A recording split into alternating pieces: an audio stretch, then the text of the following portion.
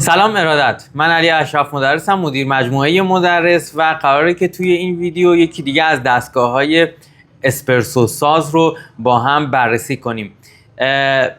در این ویدیو برای یکی دیگه از مدل‌های برند لبرسوه. توی ویدیو قبلی یکی دیگه از مدل‌هاشو من بررسی کردم. مدلی بود که مخزن شیر داشت و پودر قهوه و کپسول نسپرسو هم میخورد. اما این مدل کپسول نسپرسو میخوره، کپسول دولچه گوستو میخوره و پودر قهوه هم میخوره، اما خب طبیعتاً مخزن شیر رو نداره. یه ظاهر مدرن داره، توی حالا با هم کامل بررسیش میکنیم و پمپ ایتالیایی 20 بار داره. مشخصات کلیش هم که روی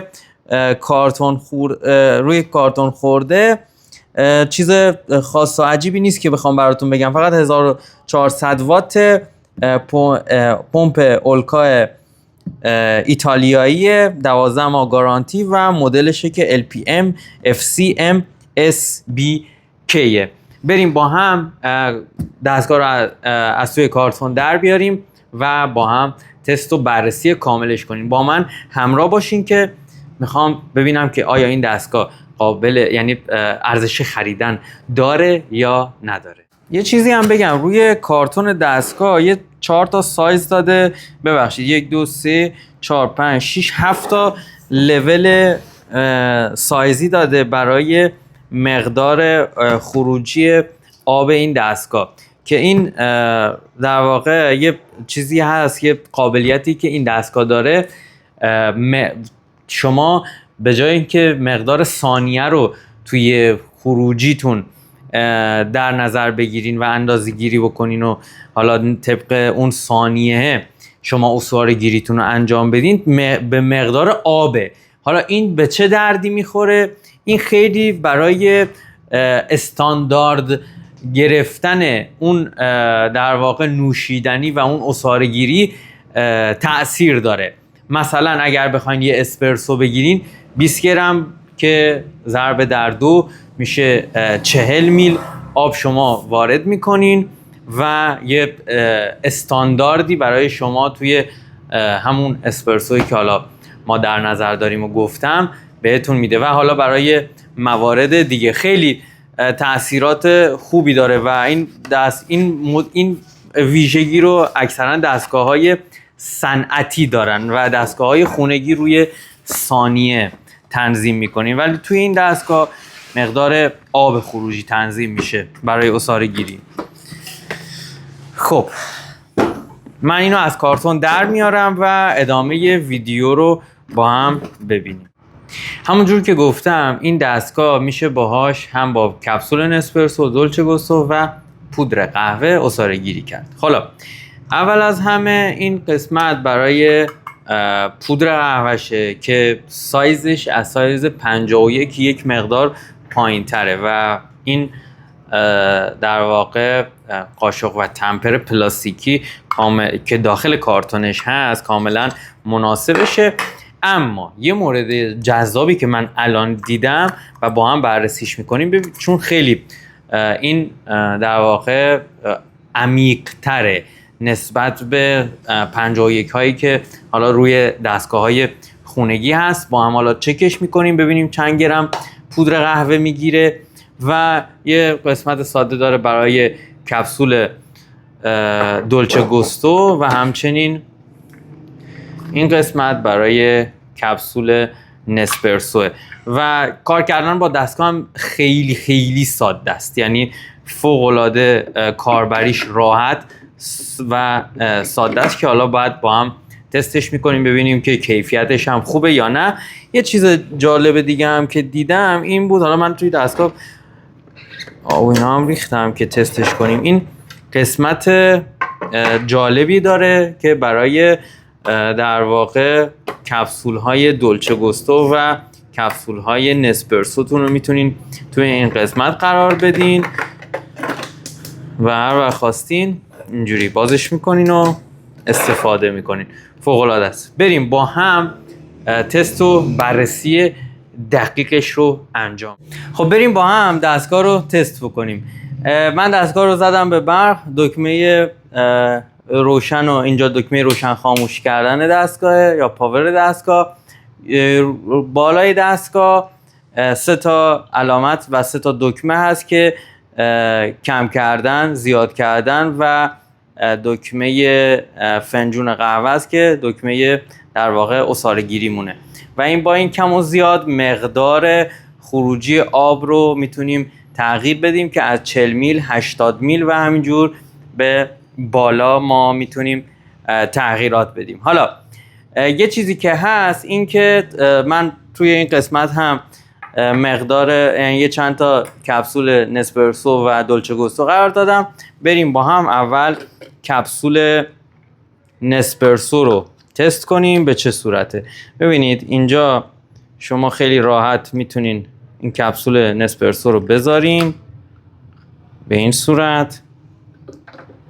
یه چیزی هم همین قسمت بگم، شما این قسمت رو میبینین خیلی جالب بود برای من که اینجا رو دیدم. این فلزیه و این باعث میشه که شما این دستگاه کیفیت در واقع ساخت دستگاه رو نشون میده و همچنین عمر دستگاه قطعا خیلی بالا میشه با این حرکتی که انجام دادن. این در واقع یه حالت هد گروپ توره و ما اینو قرار میدیم اینجا. هم میتونین یه چیز جالب دیگه که داره، شما اینو میتونین در بیارین و مثلا بذارینش اینجا. اینا البته اینجا نشد، بذارم اینجا به این صورت و مثلا شروع کنم به عصاره گیری. و یه چیز جذاب دیگه که داره اینه که خب این شیر تخلیه داره این دستگاه، یعنی یه فشار شکن روی دستگاه نصبه که باز هم نشون دهنده کیفیت بالای این دستگاهه. بریم با هم تست خروجیش کنیم ببینیم که آیا واقعا کیفیتش بالا هست برای نسپرسو یا نه. نسپرسویی هم که استفاده کردم از خود برند لپرسو هستش.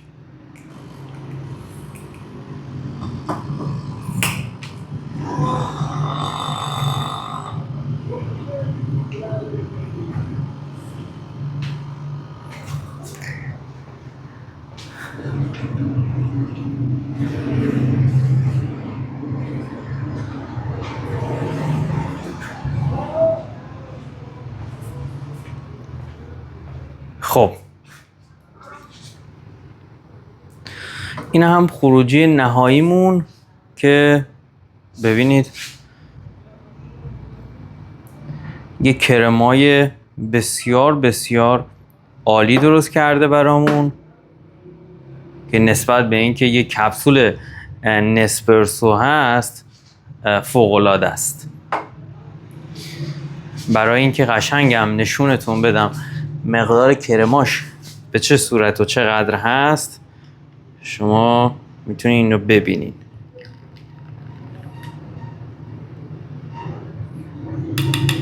فوق‌العاده است. خب حالا من ویدیو رو قطع میکنم، بریم با هم کپسول دولچه گوستو هم تست کنیم باش. بریم با هم دستگاه رو با کپسول دولچه گوستو تست کنیم. یه مورد هم بگم، دستگاه رو بعد از چند دقیقه که خودش روشن باشه میره رو حالت استندبای و در واقع حفاظتی، قسمت حفاظتی دستگاهی که دستگاه خراب نشه خودش میره روی حالت استندبای. بریم با کپسول دولچه گوستو از خود برند لپرسو، این هم طعم فندقش هست، تستش کنیم. مقدار آب رو برای لته من کم میکنم، روی قسمت 4 من گذاشتمش. بریم با هم ببینیم چی برامون درست میکنه.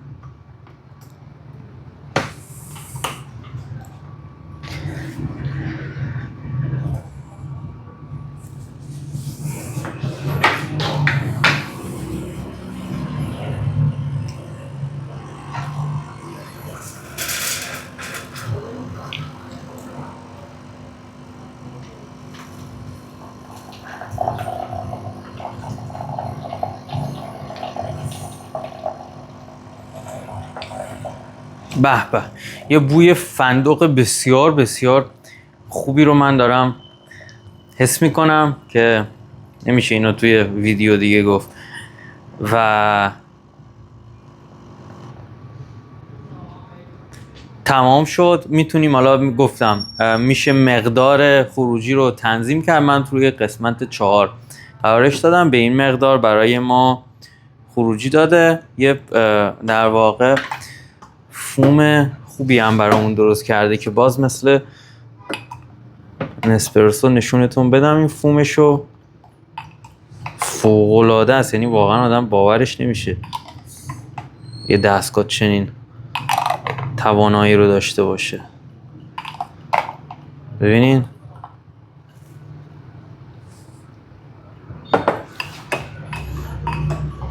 اینجا رو بیارم به این صورت. خب بریم با هم پودر قهوه رم تست کنیم. خب همونجوری که گفتم میخواستم ببینم که چند گرم پودر قهوه میگیره. بسکتش 20 گرمی، فوق العاده است واقعا. برای یعنی میتونین یه اسپرسو کاملا استاندارد با این دستگاه بگیرین. ببینین من البته اینو صفر کرده بودم. 21.6 گرم وزن خود این بسکته و 20 گرم هم من داخلش دقیقاً پودر قهوه ریختم. با هم تمپش میکنیم و میریم ازش یه عصاره گیری میگیریم. خودش هم علامت ماکزیموم داره دیگه، من تا ماکزیمومش پر کردم. بریم با هم تستش کنیم. اینجا علامت ماکزیمومش اینجاه دقیقاً. ببینین این علامت ماکسیمومش. بریم با هم تستش کنیم. خب بریم با هم تست کنیم.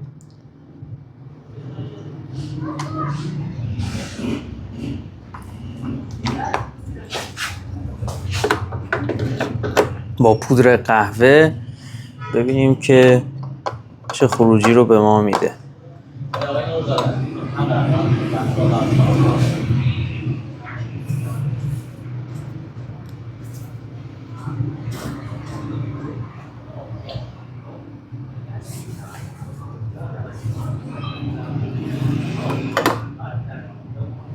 این یکم کدره، من اینو تمیز کنم. این چیزی بیار. نه یه خب من این لیوانه رو یکم ترتمیز کردم، روی 2 میذارمش و میذارم که اسپرسو برامون درست کنه. بریم تستش کنیم ببینیم اسپرسو خروجیش چه شکلیه.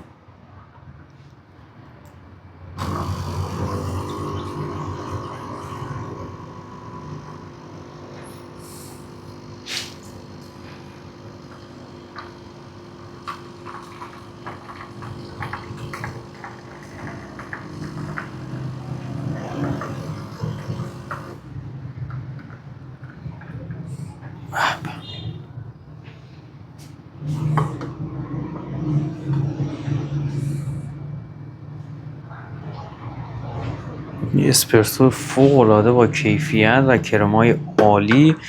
الان نشونتون هم میدم که کرماش به چه صورته.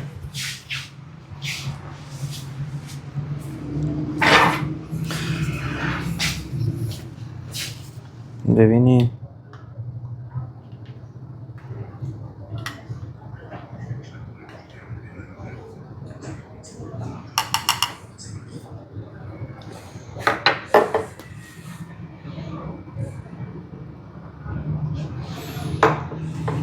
با اینکه همش زدم ولی میبینید